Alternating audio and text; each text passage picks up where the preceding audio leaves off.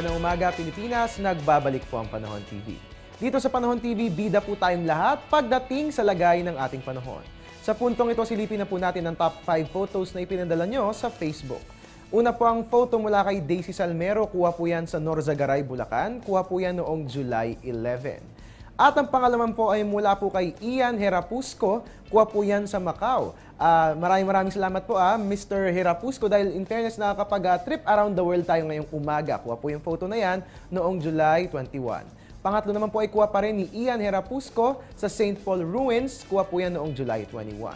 Pangapat naman ay kuha mula kay Roverisa Dolieson. Kuha po yan sa San Juan noong July 24. At panglima naman ang photo ni Ann Clerigo na kuha sa New York. Kuha po yan noong July 24. Maraming salamat po mga kababayan, at share ng inyong weather photos sa Panahon TV. Log on lang sa ating Facebook page at i-post sa ating wall ang inyong mga litrato. Ngayon naman po, silipin na natin ang magigilagay ng panahon in the next 3 days. Unahin po natin sa Baguio, partly cloudy skies ang mararanasan dyan bukas. Magpapatuloy ang magandang panahon hanggang sa araw ng Martes. Dito naman po sa atin sa Metro Manila, magiging maulan ang ating panahon bukas at magpapatuloy ang maulang panahon hanggang sa araw po yan ng Martes. Dalhin po natin ang ating mga payong. Sa Metro Cebu naman po, rain showers or thunderstorms na mararanasan dyan. Simula bukas, magpapatuloy po yan hanggang sa Tuesday. Sa Metro Davao naman po, maayong buntag para sa mga kababayan nating Davaoenyo. Magiging maulan nga po ang ating panahon bukas at magpapatuloy po yan hanggang sa Tuesday. And bilang panghuli, dyan po sa Zamboanga, magiging maulap at maulan din ang ating panahon. Magsisimula po yan bukas at magtutuloy-tuloy hanggang sa araw ng Martes. At ngayon naman, alamin na rin natin ang lagay ng panahon sa selected tourist areas ng bansa.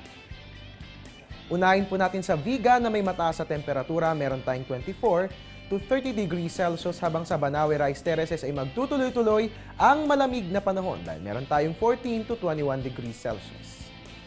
Sa Naga naman po, dyan po sa Bicol, mataas din ang temperatura, ganun din sa Boracay, meron tayong 24 to 32 degrees Celsius, habang sa Camiguin po, pinakamababa ang temperatura, meron tayong 22 to 31 degrees Celsius. At ngayon naman, pagkatapos kainin ang inyong almusal, mahalagang inumin ang inyong vitamins. Pero kailan nga ba dapat iniinom ang iba pang klase ng mga bitamina? Panoorin po natin yan sa tamang oras.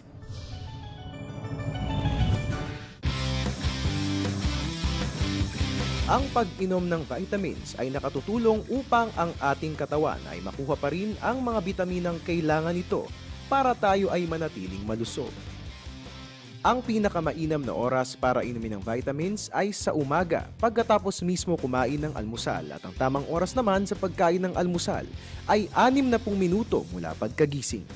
Ito ay para ma-absorb ang mga nutrients na makatutulong sa ating mga katawan na maging malakas sa buong araw. Ang mga vitamins na B12, B6 at C ay sinasabing pinakamainam inumin sa umaga dahil makatutulong ito para sa dagdag enerhiya at para lalong maging aktibo ang isang tao. Ngunit ang pag-inom ng vitamins ay maaari rin sa gabi bago matulog. Ito ay para sa mga taong maagang umaalis at hindi nakakakain ng husto sa umaga. Ang mga vitamins na mayaman sa calcium at magnesium naman ang dapat iniinom sa oras ng gabi dahil sa ito'y tinatawag na natural muscle relaxants na nakatutulong para sa isang maayos at malusog na pagtulog. Malaking bagay ang pag-inom ng vitamins sa araw-araw, ngunit upang magkaroon ng isang malusog na pangangatawan, kailangang magkaroon ng madisiplina at maayos na pamumuhay.